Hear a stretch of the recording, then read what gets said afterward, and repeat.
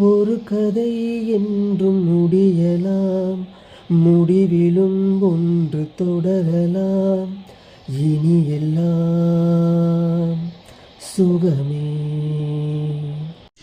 Hello everybody, வாங்க பார்க்கலாம் நம்ம டிவி யூனிட் மேக் ஓவர்.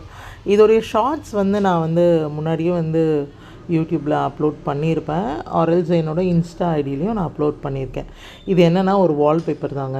அது பார்த்திங்கன்னா 10 feet 45 centimeter பிரெத் இருக்கும்.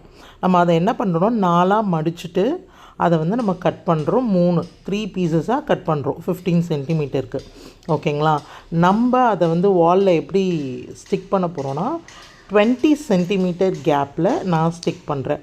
பிகாஸ் என்னோடய வால் ரொம்ப சின்னது. நான் ரொம்ப சின்ன குட்டி குட்டியாக வச்சுட்டேனாலும் என்னுடைய வால் பார்க்குறதுக்கு வைடாக தெரியாது. ஸோ நான் 20 centimeter கேப் டிஃப்ரென்ஸில் நான் இதை ஸ்டிக் பண்ணுறேன். நிறைய பேர் என்னை இதை நான் அப்லோட் பண்ணும்போது கேட்டிருந்தாங்க, நீங்கள் ஏன் அது பேக் சைடில் பெயிண்ட் பண்ணல. நான் இருக்கிறது ரெண்டல் ஹவுஸ்.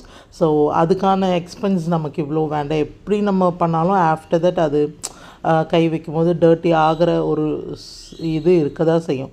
ஸோ அதனால நான் அதை அப்படியே வாலில் பண்ணிட்டேன். ஸோ ஃபைனலி இந்த ஒரு லுக்கு தாங்க எனக்கு என்ஹான்ஸ் பண்ணி என்னோடய வாலை பயங்கரமாக காமிச்சிது. அது என்னென்னா அந்த கோல்டன் ஸ்ட்ரிப் நான் ஒட்டினது.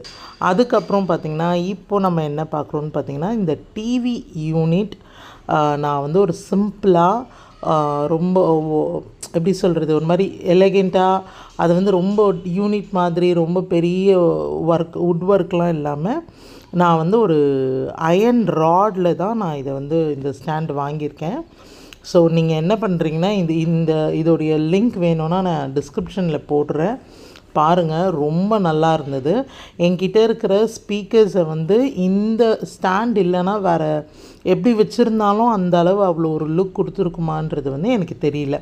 ஸோ நான் என்ன டிசைட் பண்ணேன்னா அந்த ராடு அந்த ஸ்டாண்ட் டிவிக்கு கீழே வைக்கிற மாதிரியும் அண்ட் அந்த ஸ்பீக்கர்ஸ்லாம் அதுக்குள்ளே போகிற மாதிரியும் தான் நான் டிசைன் பண்ணியிருந்தேன். ஆஸ் வெல் அஸ் நான் வாலை டிவி நான் வாலில் ஃபிக்ஸ் பண்ணிட்டேன்.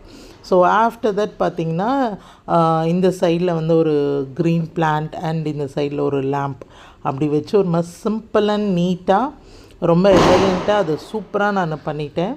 ஸோ இது எப்படி இருக்குது, இது எப்படி look wise and simple and நீட்டாக இது க்ளீனிங்க்கும் நமக்கு ரொம்ப ப்ளஸ்ஸாக இருக்கும். ப்ளஸ் ஏன்னா ரொம்ப நம்ம நிறைய கிராண்ட் லுக் இல்லாமல் சிம்பிள் அண்ட் நீட்டாக இதை எப்படி இருக்குன்றது நீங்கள் கண்டிப்பாக கமெண்ட்டில் சொல்லணும். And thank you. ஏன்னா நான் இது வரைக்கும் போஸ்ட் பண்ண நிறைய வீடியோஸ்க்கு நிறைய பேர் நிறைய கமெண்ட், ஸோ மெனி பீப்புள்ஸ் எனக்கு ஃபோன் பண்ணி எனக்கு நார்மலாக டிஎம் பண்ணி இன்ஸ்டாவில் நிறைய பேர் சொல்லியிருக்காங்க. So thank you for every thing and thank you. இப்போ எனக்கு நிறைய பேர் சப்போர்ட் பண்ணுறீங்க. ரொம்ப ரொம்ப தேங்க்யூ.